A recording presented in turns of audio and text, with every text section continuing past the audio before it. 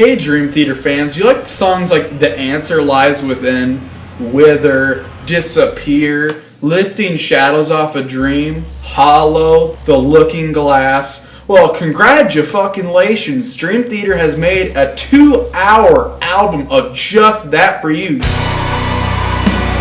It was all driven by the story. Yeah.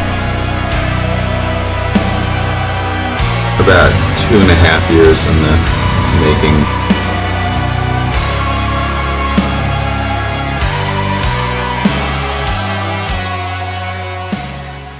Now, before any Dream Theater fanboys and fangirls fucking come at me to gut me to death, now this is my opinion. Now, I've seen a ton, especially Dream Theater fans, that keep harping, this is the best album ever. Fucking anyone who doesn't agree, you're not a real fan.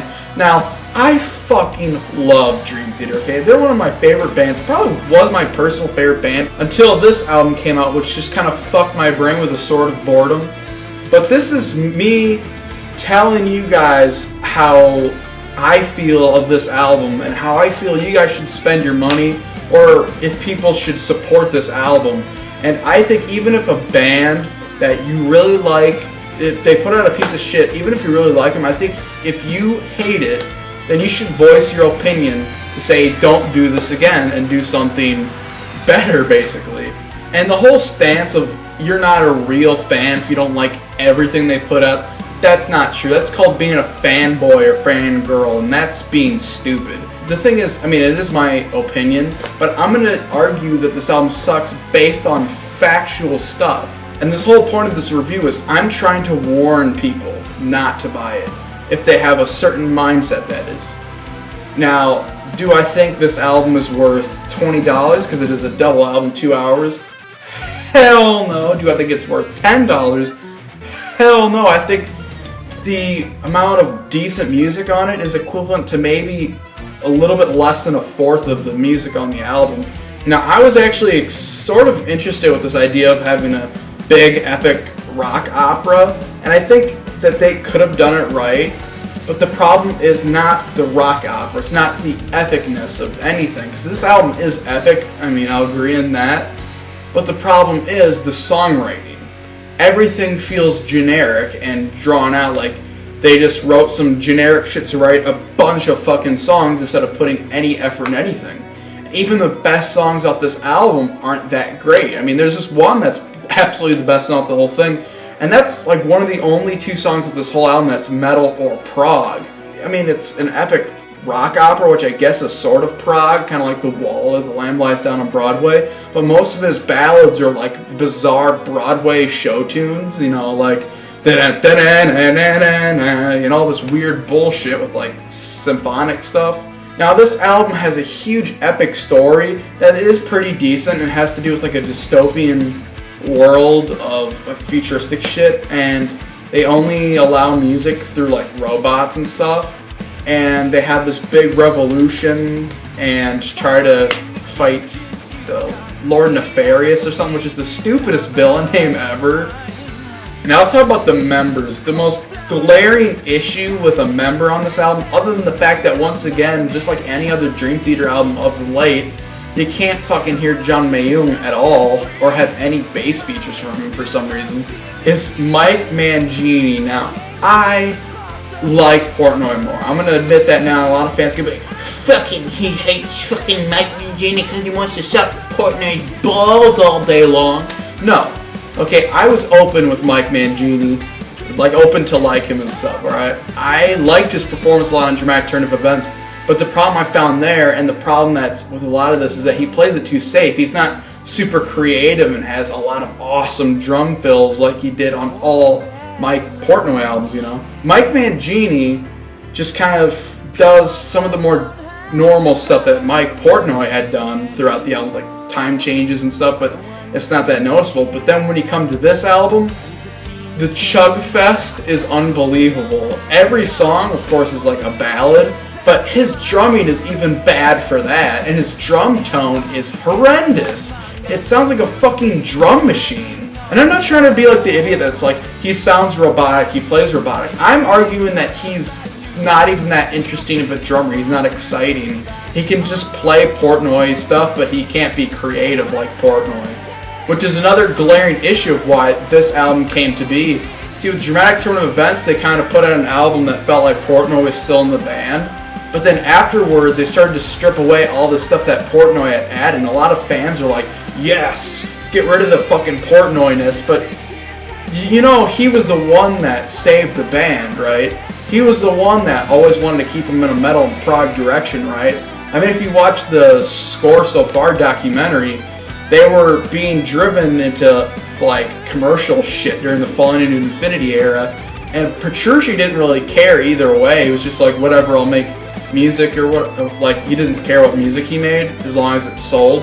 And Mike Portnoy was just like, no, we're gonna fucking make a progressive metal epic album.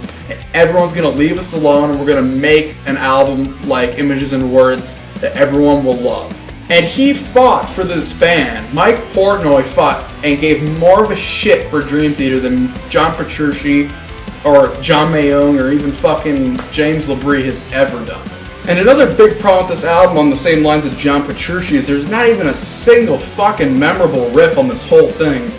I mean, maybe there's a couple moments here and there. There's like nothing really cool and great that you can latch onto, maybe except for that one song, A New Beginning, which is easily the highlight, or maybe that one song, The Moment of Betrayal.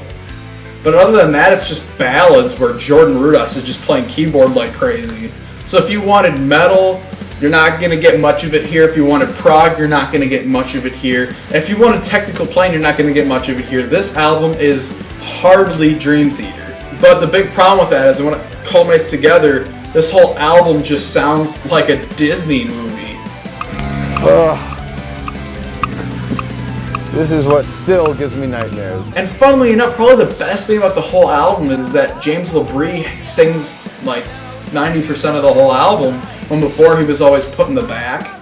And he does a pretty dang good performance. He hasn't sounded this good in years. And the biggest problem with this album, musically, is that they're going for a direction, like a formula, that already kind of sucks. Like this big, overbloated concept album with way too many songs, allowing room for way too much filler. And they play it terribly. They don't even make it like a rock opera, they just make it ballads and stuff. With a lot of epic concept albums and stuff, you'll see that the band added the concept later on. That they focused first on the music and writing a dang good song, and then added some bizarre storytelling lyrics. But a lot of albums like Operation Mindcrime, or The Wall, or The Lamb Lies Down on Broadway, a lot of the stuff was, most of the best songs on these albums, that is, a lot of these great ideas, were written first, musically. And then they added stories to them, and it doesn't feel forced. It doesn't feel like Broadway bullshit. But with this album and some other albums like Operation Mindcrime 2, the lyrics are written first. And you can really tell because the music is generic behind it, and it's just trying to be epic and like, oh, moody. But the songs have absolutely no strength because of it. Which proves just because it's an epic opus of 34 songs in 2 fucking hours of like a crazy story doesn't mean that it's a great album musically. It just means it's epic. And even Scenes from a Memory, which was awesome, kind of dragged at the end, especially with stuff like Through Her Eyes. So even at 70 minutes, that album sort of drags a tiny bit towards the end. But how about this one that's fucking twice the length of that, with not even nearly as good of music? And I think because the songs don't have any sort of like oomph to them, and a lot of them are very generic and unmemorable, that this album will age horrendously. What's funny is with the first 15 minutes of this album, when I heard it, I was like excited, like, this is actually pretty decent, it's epic, it's cool, you know, the Dystopian Overture, which is the first technical song, is actually pretty dang good. It shows a lot of the diversity and coolness of the first side of the album. But after the first 15 minutes, you really start to feel the album drag and drag and drag, and even the better moments are still kind of generic ballads. So yeah, the Dystopian Overture is pretty cool, especially when you get more and more into it. You have some really cool guitar riffs, and some of the few moments in the album where you actually hear John Petrucci do something.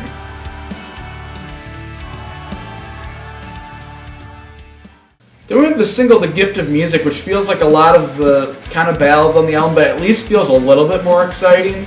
And it's one of the few moments you can kind of hear Mike Mangini do something decent. But like the verse is just kind of like really overly excited and kind of annoying. But it reminds me a little bit of About to Crash from 6 Degrees of Inner Turbulence, so I kind of like it because of that, but I still don't think it's a great song.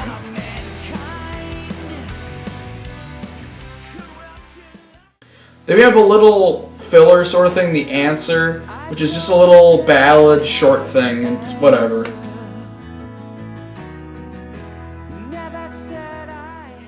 Then we have actually a really good song, which is about, I think, the father of like the militia trying to fight for his son to have a better life or something like that. And it feels very epic, and the verse has a really good hook in there, and the chorus is actually pretty catchy. It just feels like it drags a lot at the end for some reason.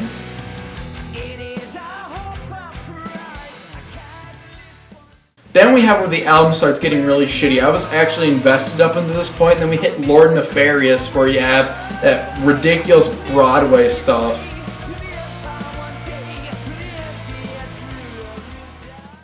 A Savior in the Square is alright, but it sounds exactly like Goodbye Blue Sky from The Wall at the beginning. It has like the exact same melody to it and the acoustic guitar playing.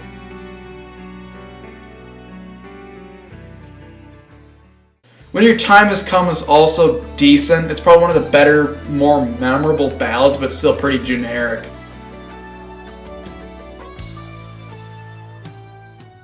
Act of Faith has some cool epic melodies here and there, but it just gets boring after a while. And it's just so generic and another boring ballad.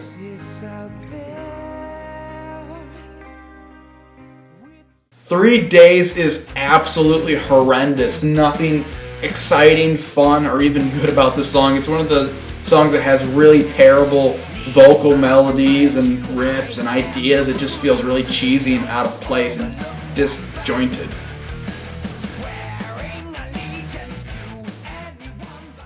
Brother Can You Hear Me sounds very identical to, once again, a song off The Wall, Bring the Boys Back Home or something like that. And this one is way too long for ripping off that. It just feels like a slow, boring type of thing, kind of like songs off the Final Cut by Pink Floyd that just feel like slow boringness. And that's what a lot of these songs kind of feel like. They either sound like Disney songs, or they sound like stuff off the Final Cut.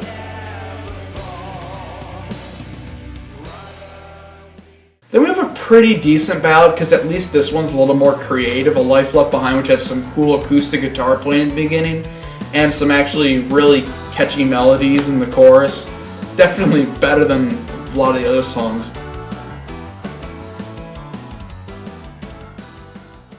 Raven's Skill, even though a lot of these songs are really short, somehow feels too long. It has like a cool build-up for like a second, and then the rest of the song, like the second half, is just really dull and drawn out, and the piano intro is really boring and generic too.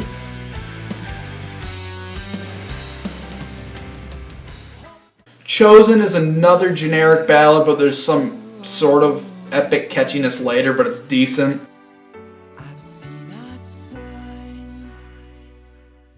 A Tempting Offer is horrendous and only gets somewhat interesting towards the end.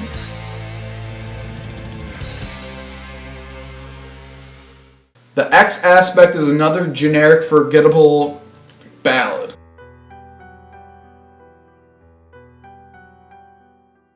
Now we hit A New Beginning, the absolute best song off the album, the proggy song, and it's only 7 minutes. But it actually has a really cool verse that's really catchy and feels really nice, and this would be like the only song along with maybe The Gift of Music and Moment of Betrayal. Those would make for good live songs, and this one is so epic and proggy. There's a lot of great changes, and Mike sounds pretty good on it, but the crowning moment of the whole song is the awesome drawn out guitar solo at the end. That sounds a lot like Pink Floyd. Petrucci does an amazing job on this song.